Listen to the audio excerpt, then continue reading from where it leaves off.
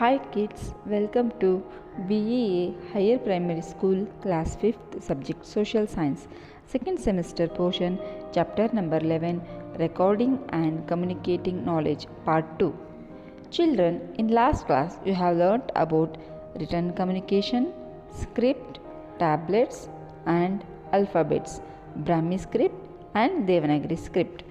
Today we are going to learn about writing numbers, paper, printing, braille script, knowledge, literacy and progress. First one, writing numbers.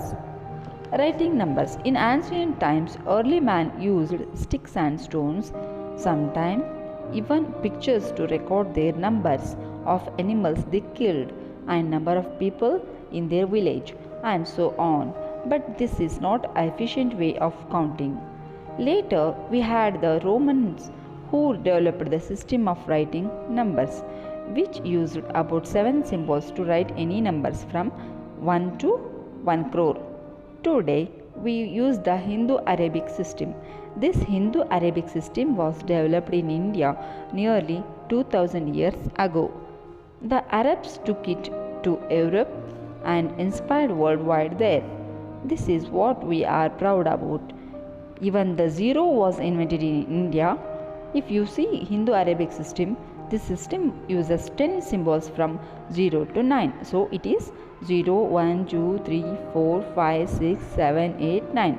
Total 10 numbers. We use these numbers to represent any numbers, whether it is smaller number or whether it is a largest number.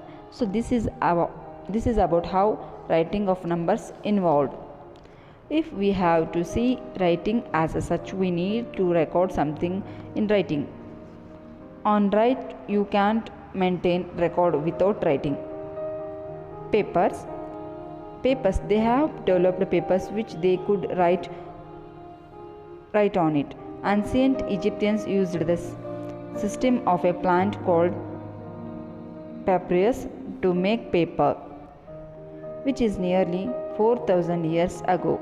The name paper is derived from papyrus. True paper as we know it today was first made by China. It was made from bark of trees. 1900 years ago, the bark of trees was made into a pulp and then spread into sheets and left to dry so they could write on it. Today we use wood pulp to make paper. Paper was invented long before printing. Earlier books were written by hand on paper. This was slow and laborious. Laborious means needing a lot of time and effort. They were only available to a few people. Next, printing. First time printing was developed in China about 2000 years ago. Chinese cut designs on flat blocks of wood. Ink was applied on the block and it was pressed on paper. Thus, an impression of design was made on paper.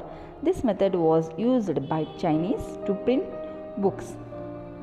Though the books took a long time to make, several copies of book could be made from them. In the year 1450, John Gutenberg of Germany brought about a revolution in printing. He made several small metal molds of the letters of the alphabets. They were called types. They could be arranged to form words, lines and pages. This was called typesetting. Ink was applied to the typed pages and they were pressed on paper to get the impression. Once a book was printed, the individual types were taken apart and used to print another book. Putting together the types to make a page of a book was much faster and easier than making a block of the page. Books could now be printed much faster and in larger numbers. They became cheaper and many more people could read them.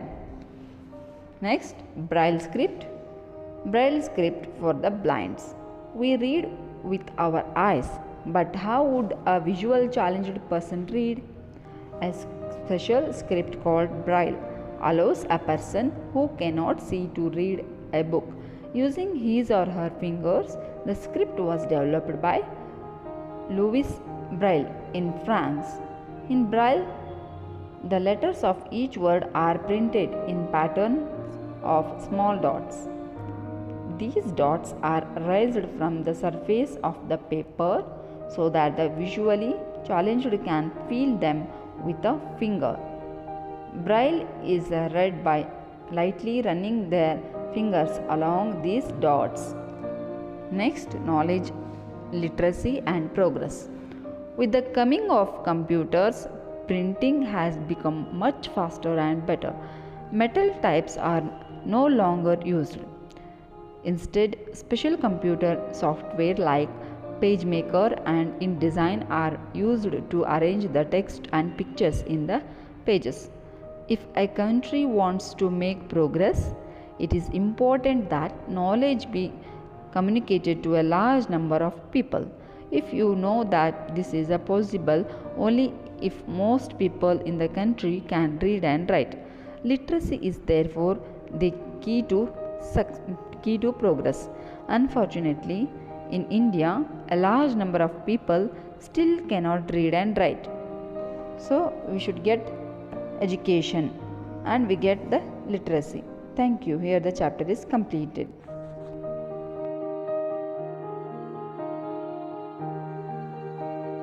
Numbers. If you see writing numbers, ancient times the early men used sticks and stones, sometimes even pictures, to record the number of animals they killed or the number of people in their village and things like that. But this was not a very efficient way of counting. Later, we had the Romans who developed a system of writing numbers which used about 7 symbols to write any number from 1 to 1 crore. So between 1 to 1 crore, we had just 7 numbers to represent them. Today, we use the Hindu-Arabic system. The Hindu-Arabic system is the system that we use to count numbers today, and this Hindu-Arabic system was developed in India nearly 2000 years ago. The Arabs took it to Europe and it spread worldwide from there. So this is something that we have to feel proud about. Even the zero was invented in India.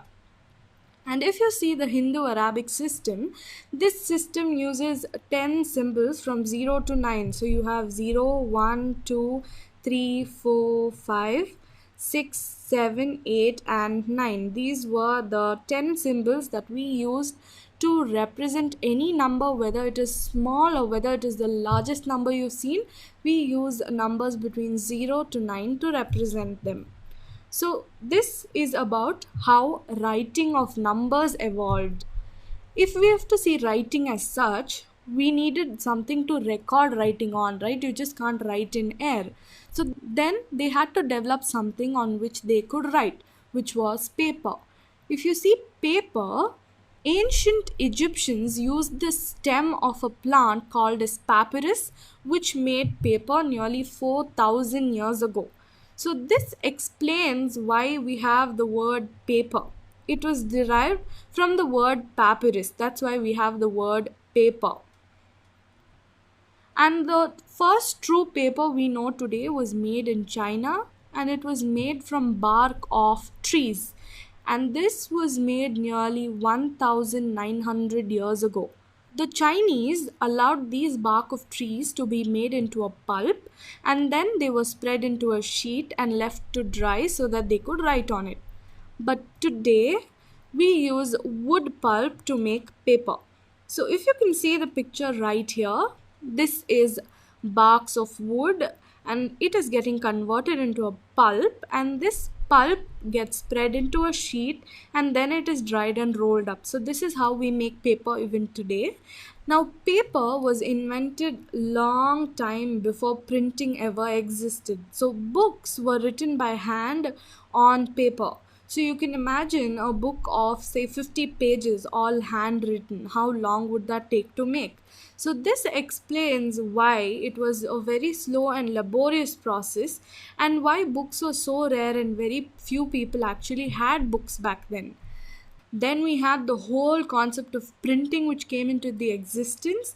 So the first type of printing that came into existence was developed in China nearly 2000 years ago, and this was on a carved wooden block and it was printed. So it was called as block printing. So if you see block printing, Chinese cut designs on a flat wooden block. So you can see here, this is a flat wooden block, and they applied ink on it and they pressed it on paper. So once they did that, the impression of the block came onto paper. Now, when you see the block as such, it took a lot of time to actually carve out the details of the block. But once the block was done, it was extremely easy to use and they could make multiple copies of a book from it. Then we had a revolution that set into the field of printing. In the year 1450, Johann Gutenberg of Germany brought a revolution. How did he bring revolution? He made several small metal molds of different alphabets, and these he called them as types. And these types could be arranged to form words, lines, paragraphs, and pages. And this was called as typesetting. So when you arrange these types to form words, it was called as typesetting. So you can see in this picture here, this person is typesetting a paragraph. So he has arranged all the individual types into form a sentence and then a line, and then he's building on the content. So this was called as typesetting. Now, this was a lot more easier and a lot more quicker when compared to a block making. Once the type was made, ink was applied and pressed onto paper, and several copies of books could be made. And once several copies could be printed, they were easily available, they were also cheaper, and more people started buying books and reading. So reading developed during this season. Now, when we say reading, we generally say only people who can see can read, right? To help even the blind get knowledge, a person developed a script for the blind. Now, this script for the blind is called as Braille. Okay, so Braille is the script for the blind. This is a special script that is designed to allow a blind person to read a book using their fingers. As you can see in this picture, this person is feeling the paper to read what is written, and it was developed by a noble person named as Louis Braille, who developed this script. Now, if you see the script, the letters of each word were printed in patterns of small dots which were raised from the surface of the paper. As you can see here, it's like an embossed paper on which you can feel the pattern. So even a visually challenged person could feel these patterns and read with the help of their fingers. And these are how the different patterns are printed. As you can see, A has one big dot and 5 small dots. So this is how it is printed. So these are the different alphabets in Braille. And Braille is read by running fingers along the dots. So this is how you read Braille. Now we've come a long way from counting with sticks and stones to painting pictures in caves up to printing of a book and Braille.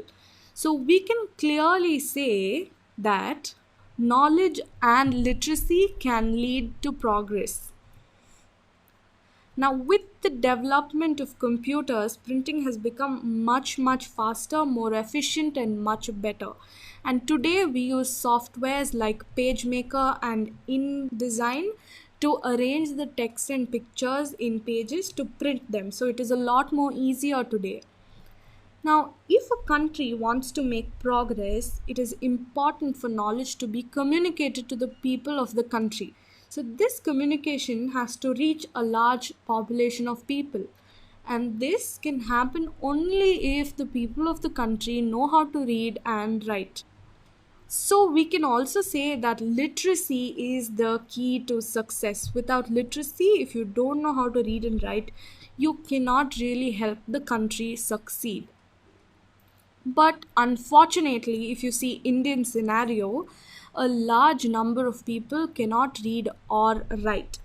So we have to move towards educating people so that more and more people learn how to read and write so that we can build a progressive nation. Now, this is the end of the chapter. Let us do a quick recap of where all we visited in the past and where we are today. First, we spoke about written communication and how important it was. Then we spoke about writing numbers and how we use the Hindu Arabic system today to write, which has 10 symbols from 0 to 9 to count any number big or small. Then we saw the invention of paper, and we saw that the word paper was derived from papyrus, which was the stem of a plant. Then we spoke about printing.